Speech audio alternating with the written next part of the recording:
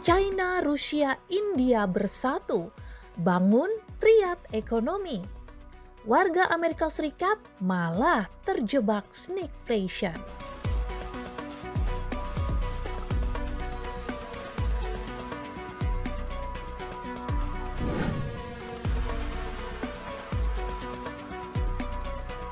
Pemerintah targetkan penerimaan pajak terbesar dalam sejarah.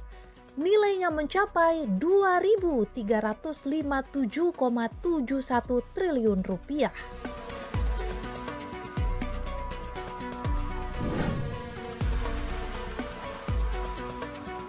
Apa jadinya jika data sebagai bahasa kekuasaan dimanipulasi?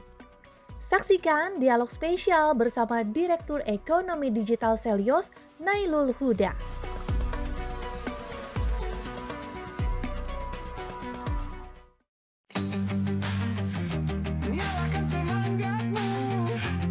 Bersama kami di KBHI,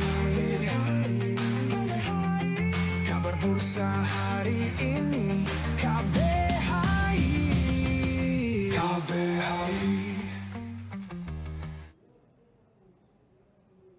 Halo sahabat kabar bursa, apa kabar? Anda menyaksikan kabar bursa hari ini edisi 26 Agustus 2025. Menyajikan berita terkini, informasi pilihan serta rekomendasi saham. Bersama saya Francisca Rati, kita jelang kabar bursa hari ini selengkapnya.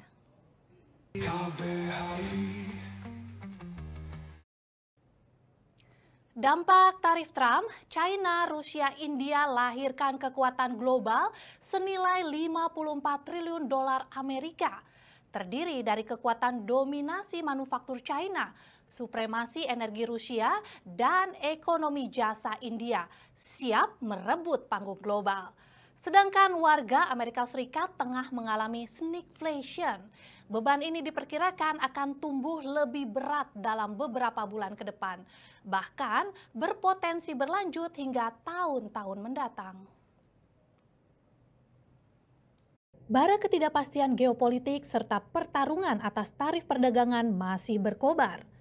Di balik basa-basi diplomatik, sebuah konvergensi strategis membangun kembali arsitektur ekonomi dunia.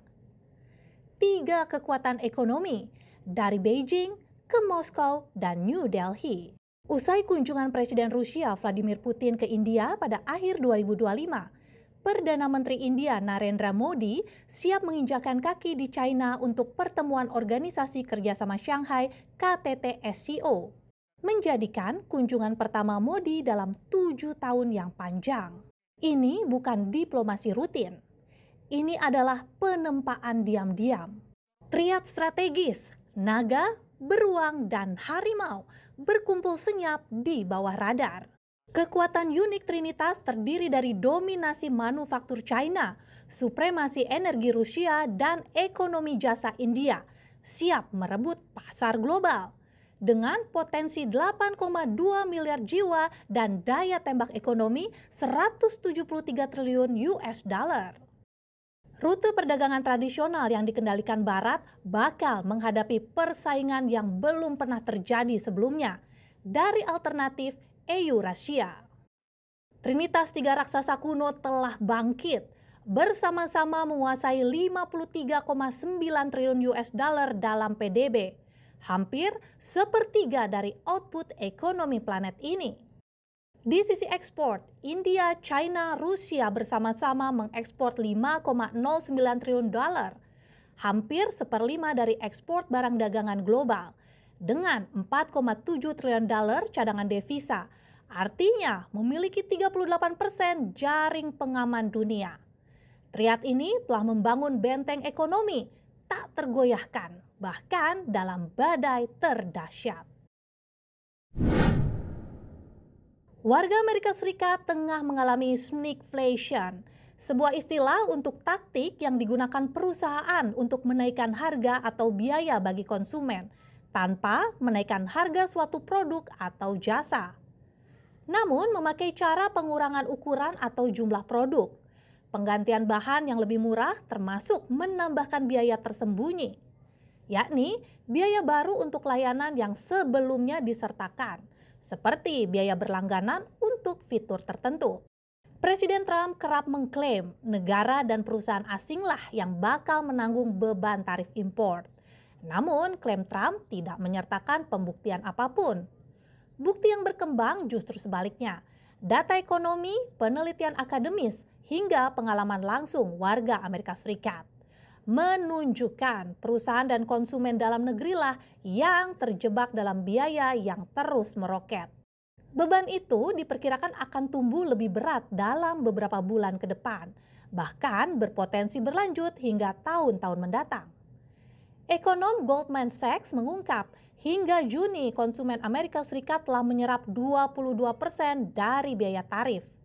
Diperkirakan makin menanjak 67% pada bulan Oktober.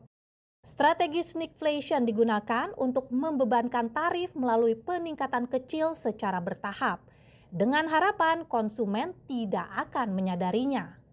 Namun, strategi ini berefek ganda. Bagi sebagian konsumen, mungkin dapat menanganinya. Namun, bagi konsumen yang memiliki sedikit ruang dalam anggaran, sneakflation ibarat luka dalam yang menyerang pelan-pelan.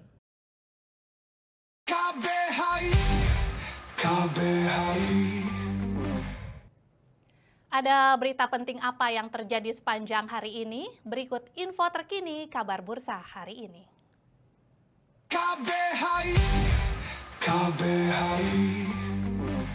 Tapi ini karena Menteri Keuangan juga dalam setiap rezeki Anda ada hak orang lain. Caranya hak orang lain itu diberikan, ada yang melalui zakat, ada yang melalui wakaf, ada yang melalui pajak.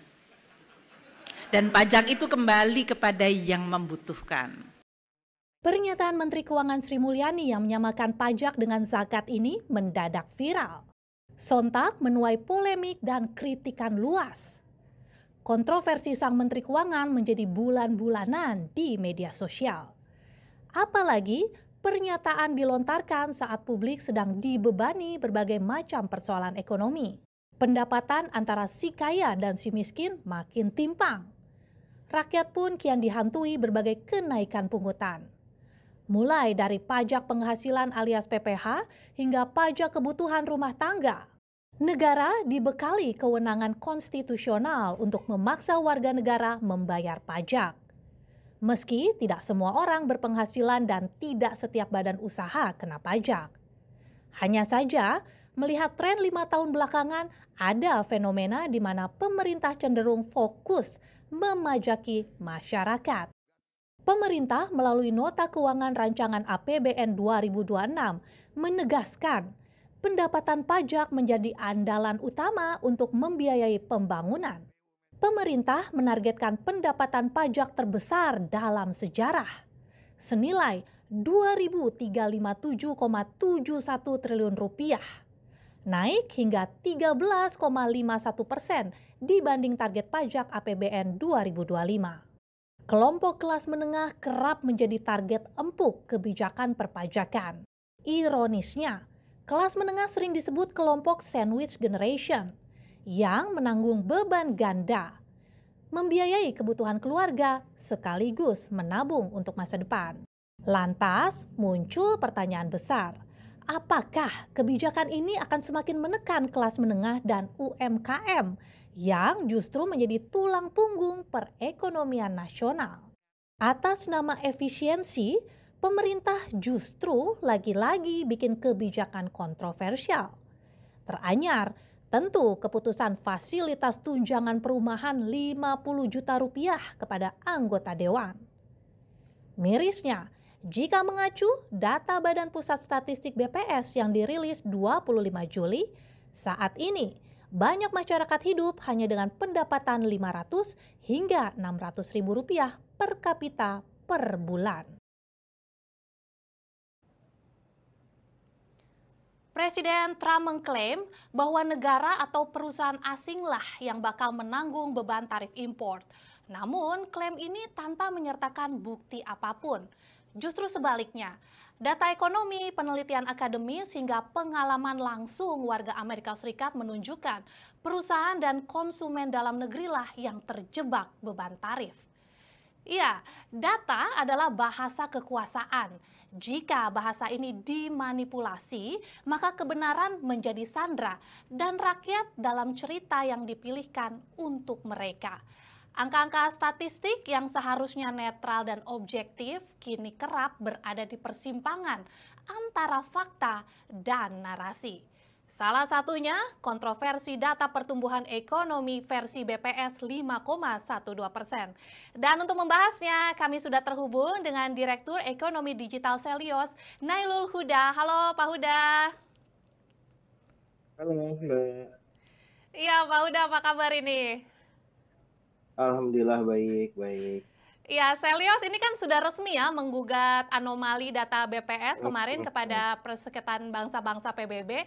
Sudah mendapat respon juga dari PBB. Bagaimana aduan tersebut, tindak lanjutnya seperti apa?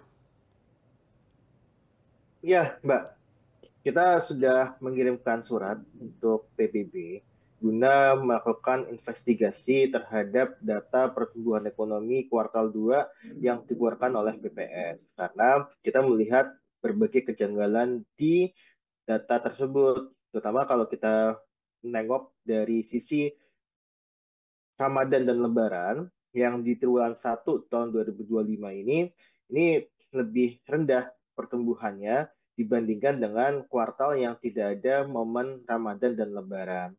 Jadi ini yang kita gugat ke bukan gugat ya, tapi kita pertanyakan kepada publik dan kita sampaikan kepada PBB bahwa ada ketidaksinkronan data yang dikeluarkan oleh BPS terkait dengan pertumbuhan ekonomi triwulan 2 itu dengan leading indikator lainnya. Nah, tadi kita sudah sampaikan secara historis tentu triwulan yang ada momen Ramadan dan Lebaran itu selalu lebih tinggi pertumbuhan ekonominya. Jadi pertumbuhan ekonomi di triwulan yang ada momen Ramadan Lebaran itu selalu lebih tinggi dibandingkan dengan triwulan yang tidak ada momen Ramadan dan Lebaran. Nah, kita tengok di tahun ini Ramadan dan Lebaran itu terjadi di triwulan 1 tahun 2025. Nah, pertumbuhan ekonomi saat itu hanya sekitar 4,87%. Tapi di triwulan 2 yang notabene itu tidak ada momen Ramadan dan Lebaran, itu justru tumbuh lebih tinggi. Nah, kita melihat kejanggalan yang pertama adalah kejanggalan terhadap data historis. Nah, yang kedua, ini tidak sesuai dengan ya leading indikator terkait dengan industri manufaktur. Ya, kalau kita lihat PMI, Purchasing Manager Index dari S&P ya, manufaktur kita, PMI manufaktur kita dari S&P, ini tengah mengalami kontraksi atau bisa dibilang perusahaan itu tidak melakukan ekspansi, tidak melakukan pembelian barang secara berlebihan, tidak melakukan stok untuk yang berlebihan di triwulan 2 tahun 2025. Artinya apa?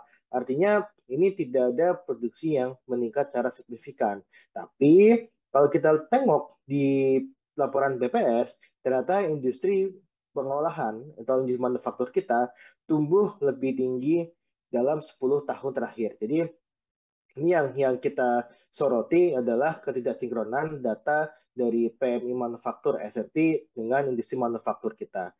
Banyak juga indikator-indikator lainnya yang terkait dengan industri, seperti misalkan kalau kita lihat dari industri otomotif saja, data dari Kekindo itu menunjukkan penurunan yang signifikan penjualan otomotif di kuartal 2 tahun 2025. Kemudian kalau kita lihat data lainnya, itu juga menunjukkan hal yang serupa. Artinya apa? Artinya ini ada tidak kesinkronan data leading indikator dengan data yang dikeluarkan oleh BPS. Dan kini ini menjadikan motif kita untuk melaporkan penghitungan PPS ini kepada Wizard Nation atau PBB. Iya, Pak Huda, apakah sejauh ini sudah ada titik terang dari audit dari tim riset PBB sendiri yang sudah dihasilkan seperti itu? Ya, kita belum mendapatkan hasilnya dari PBB, tapi kita juga menemukan fakta juga bahwa ternyata penghitungan oleh BPS itu memasukkan indikator terkait dengan industri yang ada di kawasan ekonomi khusus dan kawasan industri. Jadi kita juga melakukan investigasi juga, Mbak. Kita melakukan pengumpulan fakta-fakta yang di lapangan seperti apa dan sebagainya. Kita temukan bahwa BPS ini menggunakan data baseline yang berbeda di triwulan 2 tahun 2025. Mereka melakukan penghitungan juga untuk yang industri yang ada di KEK dan kawasan industri. Nah, ini yang kita permasalahkan bahwa dalam hal penghitungan sebuah data yang dia time series, ini harus ada baseline ataupun survei ataupun sampel yang memang dia sama antar waktunya. Jadi kalau kita lihat di triwulan 1 tahun 2025 ataupun triwulan sebelumnya, itu tidak memasukkan data-data yang ada di kawasan ekonomi khusus dan kawasan industri.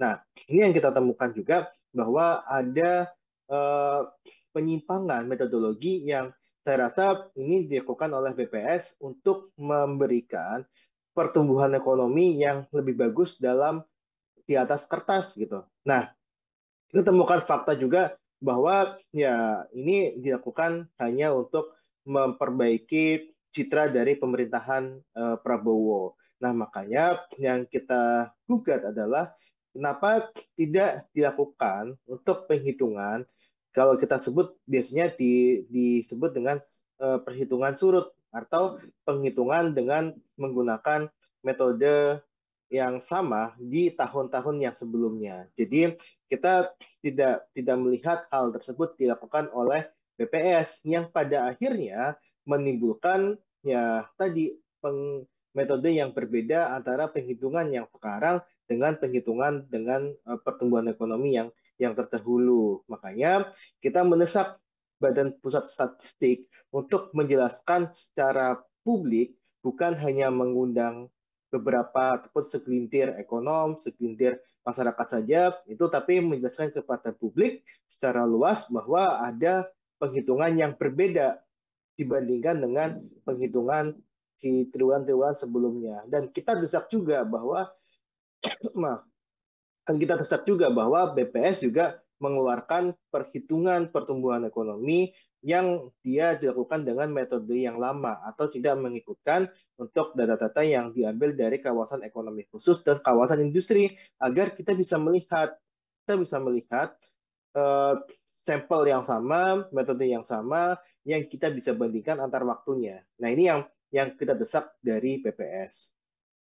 Berarti temuan dari Selyos ini mengindikasikan ada usaha poles-poles data untuk sebuah citra begitu. Nah, apa sih dampak atau resiko yang paling besar yang harus ditanggung masyarakat kalau misalnya data pemerintah ini nggak sesuai realita sebenarnya? Ya, kalau kita lihat sebenarnya data yang dikeluarkan oleh BPS itu semuanya positif.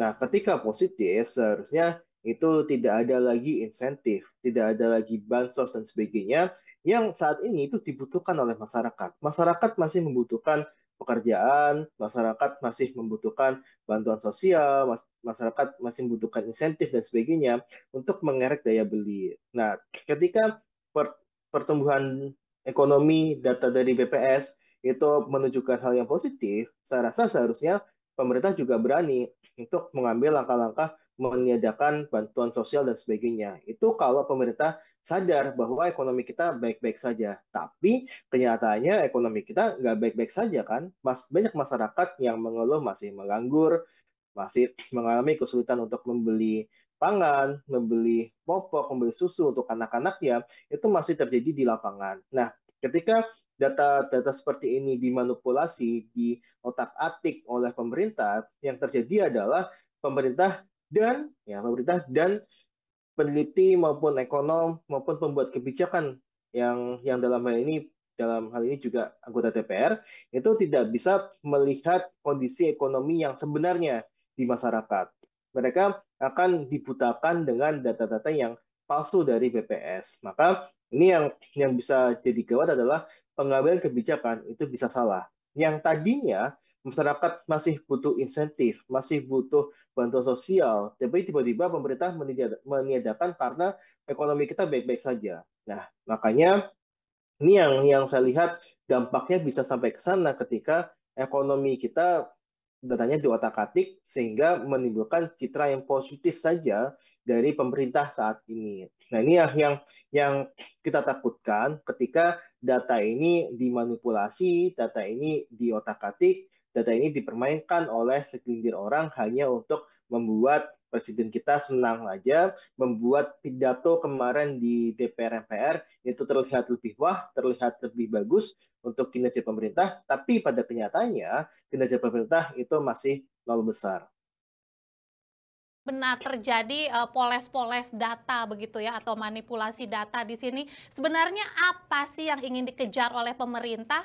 Apakah ada hubungannya dengan target pajak yang jadi andalan utama nih di pendapatan pada saat RAPBN 2026 yang digaungkan pada saat pidato kenegaraan kemarin?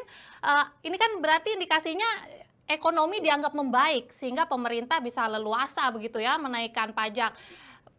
Apakah ini artinya ekonomi menengah ke bawah ini bakal menanggung beban pajak yang bakal lebih besar begitu? Ya, Apa yang ingin yang dicapai sebenarnya? yang pertama adalah pemerintah ini kalau kita berbicara mengenai prediksi ya, bahwa pemerintah ingin mempertunjukkan kepada dunia bahwa ekonomi Indonesia itu stabil. Ekonomi Indonesia itu sudah membaik gitu kan. Yang tujuannya adalah lebih banyak untuk menarik investasi sebenarnya. Tapi investor pun kan juga tidak asal percaya dengan data yang dikeluarkan oleh pemerintah, bahwa mereka juga mempunyai landasan ataupun bacaan yang dimana bacanya terkait dengan pertumbuhan ekonomi itu pasti dari World Bank, IMF, OECD, dan sebagainya. Yang mereka lihat adalah proyeksi pertumbuhan dari lembaga internasional tersebut itu sama-sama menunjukkan bahwa pertumbuhan ekonomi Indonesia itu akan melambat. Jadi pasti mereka akan mencari sumber referensi lain selain dari yang dikeluarkan oleh pemerintah. Itu investor dari luar negeri. Jadi kita lihat untuk ketika pemerintah ini ingin lebih banyak menarik investasi, tapi dengan cara memanipulasi data, itu adalah langkah yang keliru. Nah, yang kedua adalah ini terkait dengan belanja negara. Jadi, kalau kita lihat dengan pertumbuhan ekonomi yang lebih baik dan sebagainya, tentu harapan pemerintah adalah untuk perpajakan tahun 2026 itu bisa ditarik lebih banyak, ditarik lebih besar. Nah, gunanya apa? Gunanya adalah untuk bisa menunjukkan bahwa pemerintah membutuhkan biaya yang besar untuk menjalankan program-program prioritas mereka. Seperti misalkan MBG tahun depan itu 335 triliun anggarannya. Nah, ketika pertumbuhan ekonomi jelek dan juga penerimaan negara itu juga menurun, pasti yang terjadi adalah defisit anggaran akan membengkak. Nah, tapi dengan pemerintah dengan segala caranya mengotak-atik data dan sebagainya, itu bisa memunculkan proyeksi penerimaan negara ke depan tahun 2026 itu lebih tinggi. Artinya apa? Artinya pemerintah memanipulasi data untuk memproyeksi penerimaan negara tahun depan. Penerimaan negara tahun ini dan tahun depan sudah pasti akan shortfall.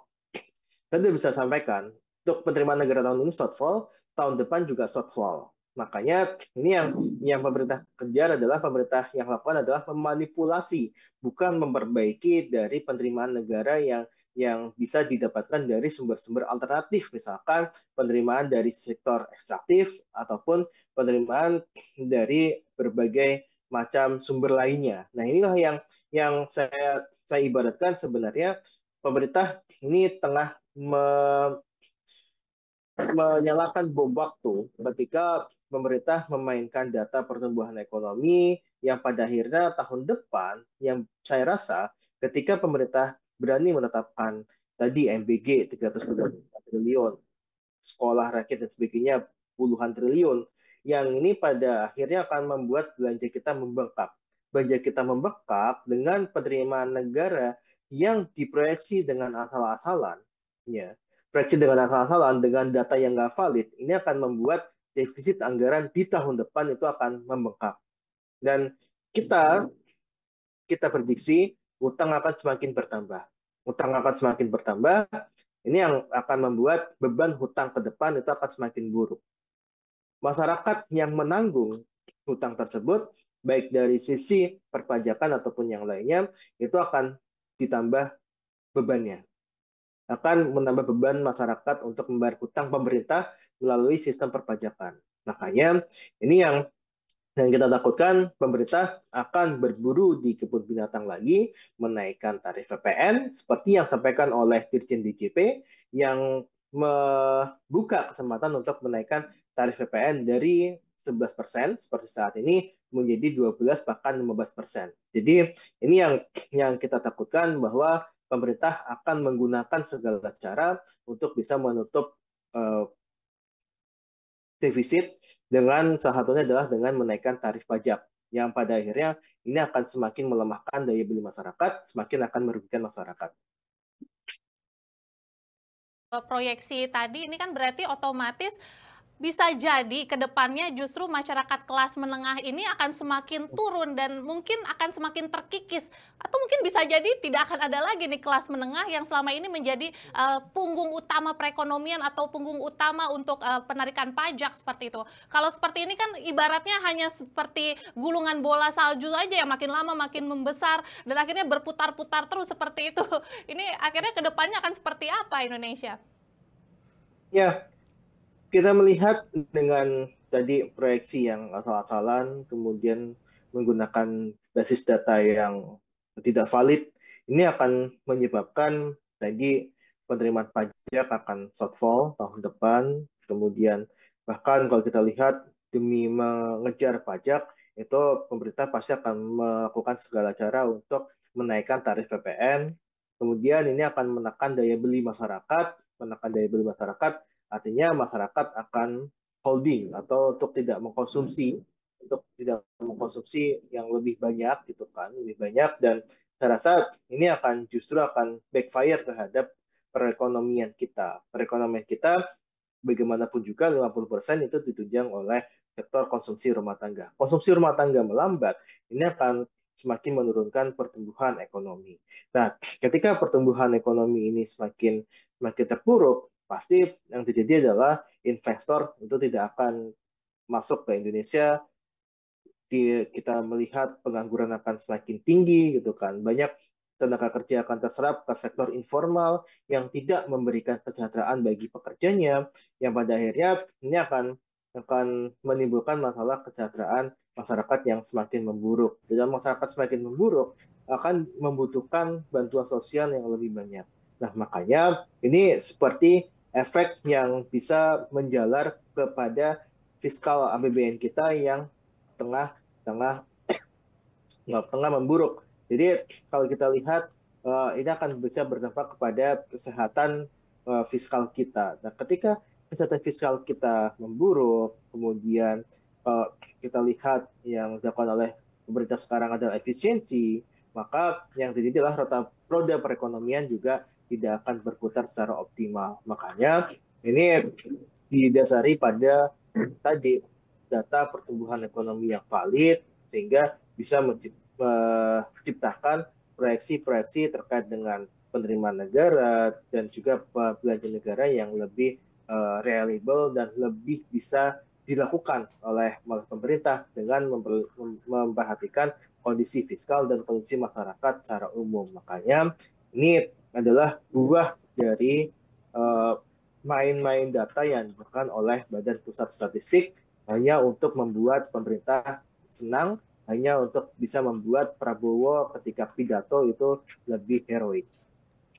Ya Pak Huda, kita ini sambil menunggu seperti apa nih hasil akhir dari audit begitu ya, dari tim riset PBB, ini tentu ini sangat yang dinantikan. Apakah benar ini nantinya hanya sekedar narasi atau fakta seperti itu data yang dihasilkan. Nah, kalau misalnya kita bicara, ini kan sebenarnya ekonomi global juga sedang tidak baik-baik saja. Warga Amerika Serikat sendiri sedang mengalami yang istilahnya sneakflation gitu. Apa sih analisisnya nih Pak Huda? Apakah Indonesia juga sedang mengalami hal yang sama dan ini kan potensi resikonya bisa sampai tahun-tahun ke depan juga ini? Ya, sebenarnya gini Mbak, kalau kita berbicara mengenai tarif yang dilakukan oleh Trump ya, bahwa yang sudah pernah saya sampaikan sebenarnya ini akan merugikan dari masyarakat Amerika itu sendiri. Yang pertama adalah ketika tarif dinaikkan, otomatis sebenarnya harga yang dibayarkan oleh penduduk Amerika untuk membeli barang itu lebih tinggi, lebih mahal. Makanya ini menciptakan inflasi. Jadi inflasi tadi ataupun tadi disampaikan adalah stagflation ataupun yang lainnya, ini adalah buah dari tarif Trump yang memang di yang dilakukan dan bisa berdampak pada harga barang-barang yang diimpor. Tentu, tentu, tentu produksi dari dalam negeri negara-negara yang terkena tarif Trump itu juga akan terganggu. Tapi yang terganggu lebih awal itu adalah daya beli dari masyarakat Amerika sendiri. Yang bagi contohnya, kalau kita uh, kasih contoh, ketika masyarakat AS itu bisa membeli untuk produk dari kita, misalkan 100 USD, tentu dengan adanya tarif ini akan lebih mahal sekitar 19%. Nah, ketika mereka harganya 19%, otomatis mereka akan mengurangi konsumsinya. Mereka akan mengurangi konsumsinya yang tadinya dia bisa mengkonsumsi sekitar 6 unit per bulan atau per tahun misalkan, itu mereka akan mengurangi sekitar 4 sampai 5 unit saja per bulan atau per tahunnya. Jadi mereka pasti akan mengurangi dari sisi konsumsinya. Nah, ketika konsumsi ini berkurang karena inflasi naik, sebagainya, ini akan berdampak kepada konsumsi ataupun pertumbuhan dari sisi ekonomi Amerika itu sendiri. Nah, ini yang memang kita sudah sampaikan, yang juga jadi disampaikan juga sama Jerome Powell gitu kan. The Fed itu selama ini tidak ingin buru-buru menurunkan suku bunganya atau the Fed rate itu karena salah satunya adalah ancaman inflasi yang ditimbulkan dari adanya tarif Trump ini. Nah, ketika tarif Trump ini berlaku, inflasi naik, otomatis sebenarnya yang dilakukan oleh oleh the Fed itu juga akan menaikkan suku bunganya. Nah, makanya ini yang kita lihat, The Fed ini belum mau untuk menurunkan suku bunganya, meskipun Trump itu sudah meminta The Fed itu menurunkan suku bunga. Tapi karena independensi di sana itu cukup tinggi, makanya The Fed bisa menolak permintaan dari Trump. Makanya ini yang kita lihat terjadi stagflation di sana, malah justru menghantam tindakan Trump itu justru menghantam dari inflasi yang dialami oleh warga Amerika. Gimana pendapatnya Pak Huda nih di tengah bayang-bayang stagflation tadi, ada kekuatan ekonomi baru nih yang lagi dibangun, triad China, Rusia, dan India. Apakah ini otomatis akan merubah bagaimana rute perdagangan tradisional yang sebelumnya dikendalikan oleh Barat, ini adalah pesaing terberatnya yang mungkin nggak pernah diperkirakan sebelumnya ya, alternatif dari Eurasia. Yang pasti adalah ekonomi US bukan menjadi ekonomi yang super dikdaya sekarang ini. Bahwa ada perekonomian baru yang timbul dari Asia ataupun dari Euro yang tadi disebut sebagai triad ekonomi. Ada India, Rusia, dan China. Terutama kalau kita lihat China, itu share PDB-nya itu semakin besar. Semakin besar share PDB global, ya, PDB China terhadap PDB global, tentu ini akan ditambah lagi, lebih besar lagi ketika kita bicara ditambah dengan Rusia dan India. India itu dengan penduduknya yang cukup besar itu mempunyai ya potensi ekonomi yang besar pula. Nah, begitu juga dengan China yang juga penduduknya mencapai miliaran. Nah, ini menimbulkan satu mungkin blok ekonomi yang saya rasa cukup kuat gitu ya. Terlebih mereka juga tergabung dalam BRICS gitu kan. Di situ ada tambahnya ada Brazil dan juga South Africa. Nah, tapi untuk India, Rusia dan China itu tergabung dalam BRICS dan kalau kita lihat untuk porsi untuk ekonomi BRICS itu sekarang lebih tinggi dibandingkan dengan ekonomi G7. Jadi ekonomi G7 yang di dalamnya termasuk Amerika itu sekarang lebih rendah porsi ekonominya dibandingkan dengan BRICS. Terlebih BRICS juga membuka anggota baru yang dari Timur Tengah termasuk juga dengan Indonesia. Nah, makanya memang ini menjadi salah satu yang kita tunggu sebenarnya bahwa apa yang dilakukan oleh Cina, India, dan Rusia itu dalam menghadapi tarif Trump. Apakah mereka bisa membentuk satu poros ekonomi baru yang saya rasa mereka bisa menggunakan kekuatannya di BRICS untuk melawan hegemoni dari Amerika, yang dimana saat ini hegemoni Amerika itu memang tengah dilakukan dan tengah diperparah oleh tindakan yang dilakukan oleh Trump. Jadi ini yang saya lihat sebenarnya akan menarik menunggu dari sisi apa yang dilakukan oleh Cina, Rusia, dan India.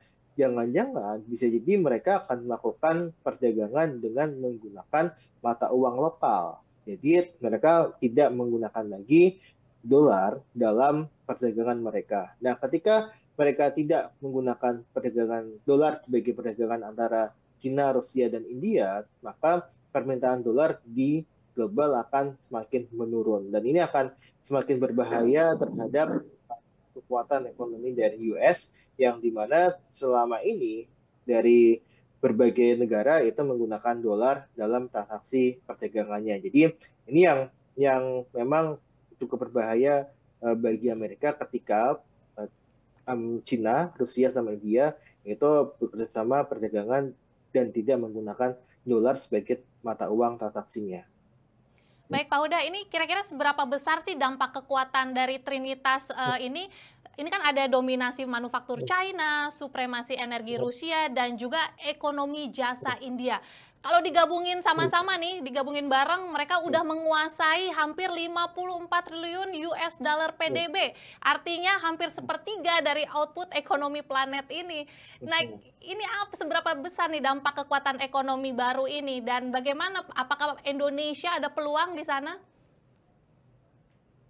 Iya, kalau kita lihat tentu ini akan memunculkan, ya kita nggak berharap ada polarisasi yang sangat sangat berbeda ya antara kubu di Barat dengan kubu BRICS gitu. Kita berharap Indonesia masih ada di non-blok, artinya kita masih ada di pasar Amerika, dan juga kita bisa membangun pasar juga yang ada di BRICS ataupun yang khususnya di Cina, Rusia, dan India.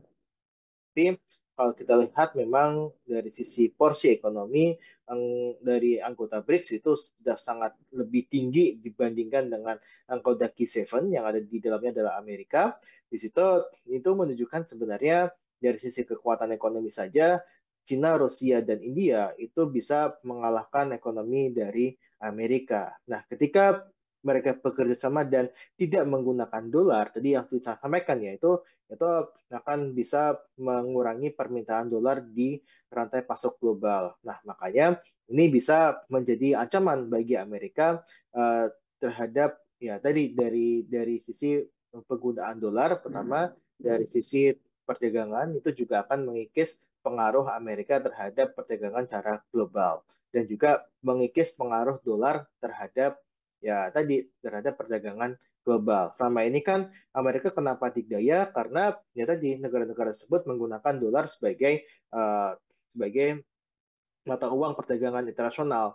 Nah, tapi ketika India, China, dan juga Rusia menggunakan mata uang lokal mereka masing-masing, ini akan membuat permintaan dari sisi dolar akan menurun, dan permintaan dolar akan menurun mengikis dari kedikdayaan dolar terhadap perdagangan secara global. Nah, Indonesia seperti apa? Indonesia saya harap bisa ada di tengah-tengahnya, ataupun kalaupun memang ingin fokus ke BRICS itu kan tidak menjadi hanya penonton atau penggembira saja, tapi bisa masuk kepada dari sisi global supply chains dari anggota-anggota BRICS, bahwa kita juga harus bisa membuka pangsa pasar yang ada di Brazil, yang ada di South Africa misalkan, ataupun India dan Cina, yang selama ini memang Cina ini sebagai negara dagang utama kita ya, tapi kita lihat harus ada peningkatan kembali untuk ekspor-ekspor barang-barang manufaktur Indonesia ke Cina. Nah, begitu juga dengan membuka kita perdagangan yang lebih luas lagi dengan Rusia, yang selama ini memang terhalang oleh embargo dari US. Jadi ini yang kita harapkan mereka BRICS itu dengan keikutsertaan Indonesia di BRICS itu juga membuka fakta pasar baru untuk barang-barang yang selama ini mengandalkan Amerika, tapi kita bisa mengalihkan barang-barangnya kepada fakta pasar baru yang ada di anggota BRICS itu sendiri, termasuk China, Rusia, dan juga India.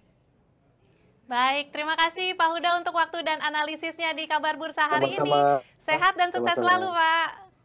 Sehat dan sukses selalu. Dan sahabat Kabar Bursa, sejumlah emiten melakukan aksi korporasi pada pekan ini. Berikut informasi selengkapnya. Nyalakan semangatmu bersama kami di KBHI. Kabar Bursa hari ini KBHI. Sahabat, hadapi kenyataan sebagai tantangan untuk raih sukses di hari depan.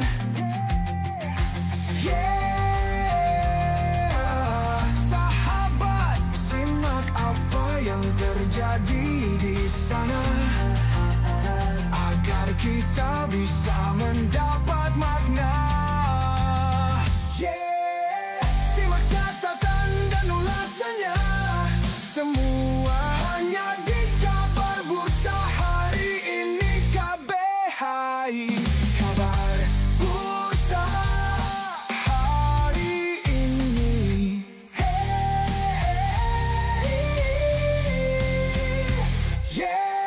Yuk kita bercanda, tawa, bersyukur dan gembira ria bersama kami. Kabar Bursa hari ini hanya di kabarbursa.com.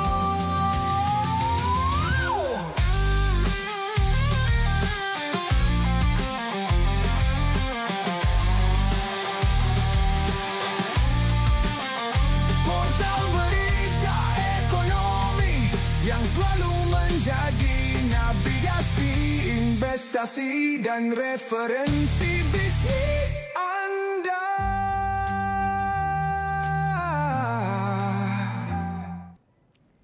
Sajian tadi menjadi penutup Kabar Bursa hari ini. Terima kasih untuk kebersamaan Anda.